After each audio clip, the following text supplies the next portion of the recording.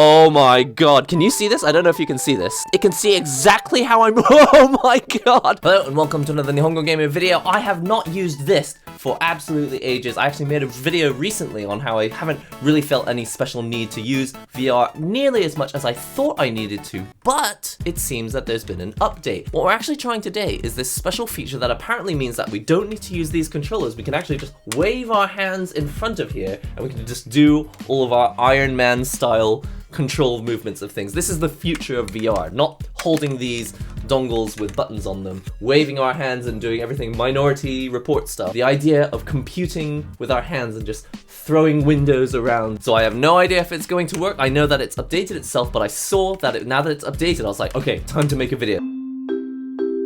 Put this on my face. I'm actually doing this all blind right now. Try and put my headphones on. Now, when I started doing VR videos, I was actually sent the Mod Mic Wireless. I was sent this by a company called Antlion. So this is a wireless mic, so that I can record my audio even if I start spinning around. I don't want the thing about, I've got it, sweet. So I should be able to record my audio now, and even if I turn to the right and I'm like not facing the microphone, I shouldn't get quiet. I should be recording my audio now. Clicking on settings, experimental features, hand tracking. Use your hands as controllers. To support this feature, we analyze your hands to estimate your hand size and how they move. So I'm in hand mode. That's freaky.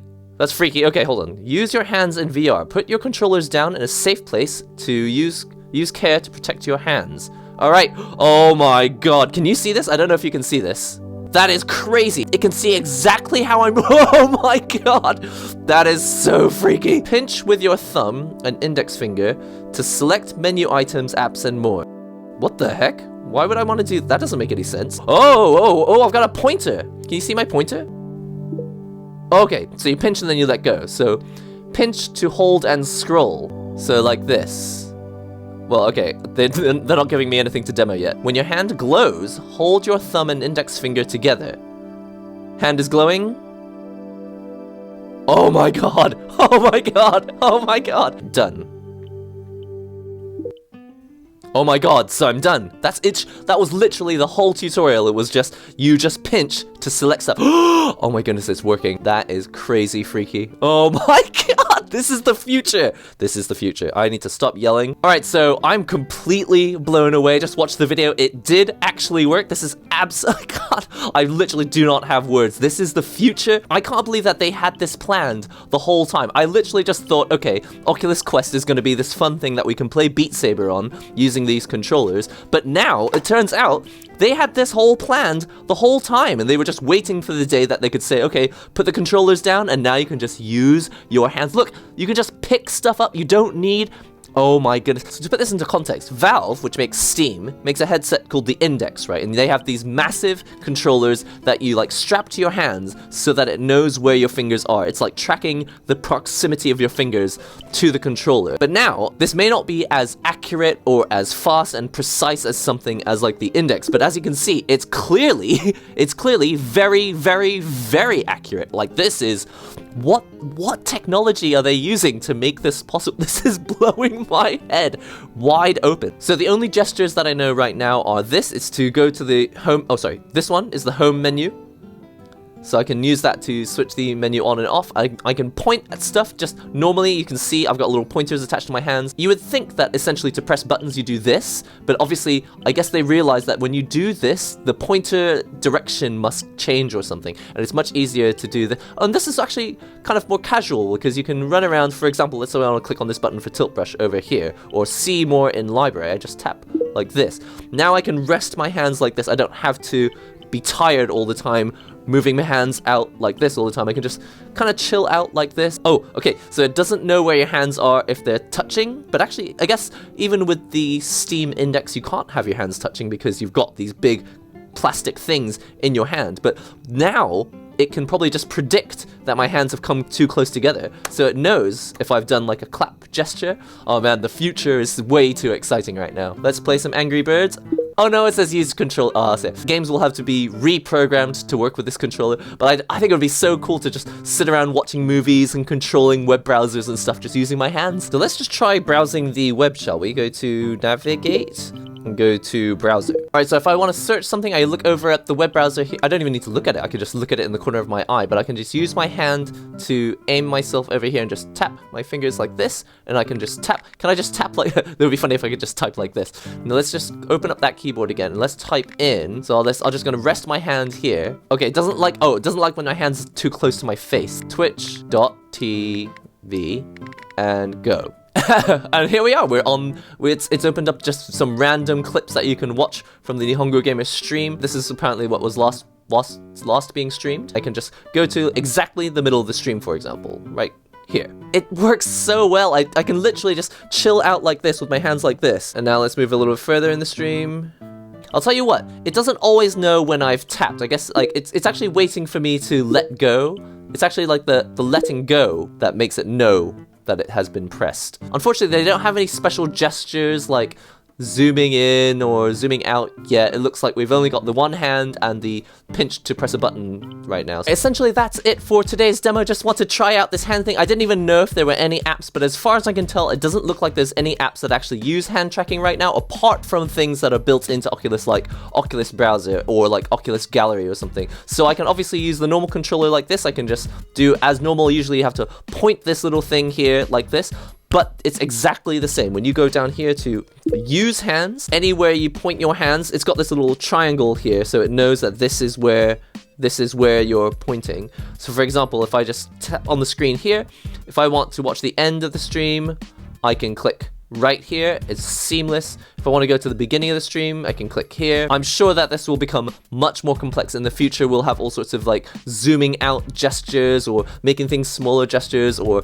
breaking things into multiple windows and having a window over here and a window over there. But for right now, what we've got is this gesture that allows us to click, essentially. But that is enough to already get started watching websites. If there's any video content that you want to watch which can be watched in a browser, you can already just jump straight into the Oculus browser and you can sift around even sites like Twitch. And the other only thing that we know how to do right now is if you're looking at your hands and they flash blue, then you hold your fingers like this and it goes into Oculus home mode, and it will bring up or make it disappear. Doing this gesture, it brings up the menu, and I can now go to a different app, go to navigate, open up my library and check out one of these other games, but it seems that these other games don't really work with this right now. Anyway, my mind is blown wide open. Let me just take my headphones off and all this. Well, that is absolutely phenomenal. I'm absolutely blown away because this is clearly the future, and what's amazing is that we don't need any sort of $300,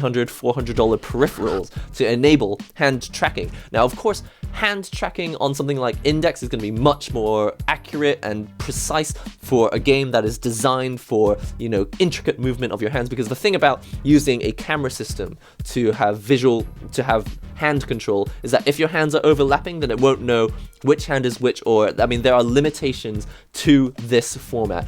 But just for the future, just if you want to switch on Netflix with your headset on and just watch some Netflix, you just want to just browse through the different things, click on something that you want to watch, and then you're done.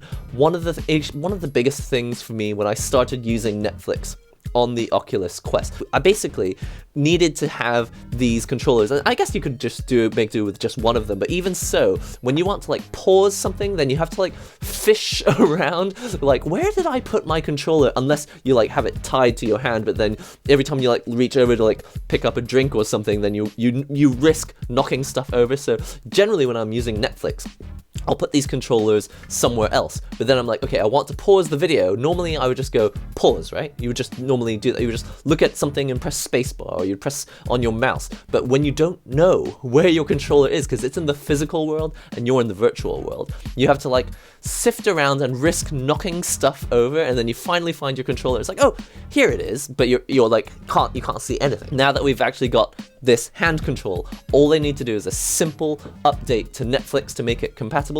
They don't even need to add any special gestures or anything, just the ability to click and then to go back to the Oculus menu like that. We're so ready. We're so ready for hand-controlled VR. I'm so ready for hand-controlled VR. This is something that would potentially make me much more interested in picking up this headset and using it more often. I have to admit, I bought it. I thought it was going to revolutionize my life, but it really hasn't. But that's mostly just because I'm kind of lazy. When I want to play video games, I'm like, I'm just going to turn on the TV and play a bit of Street Fighter. So that's probably the main thing. There are tons of cool, interesting looking experiences in VR, but most of the time I just can't be bothered to put on the headset. I'd rather just play some Street Fighter.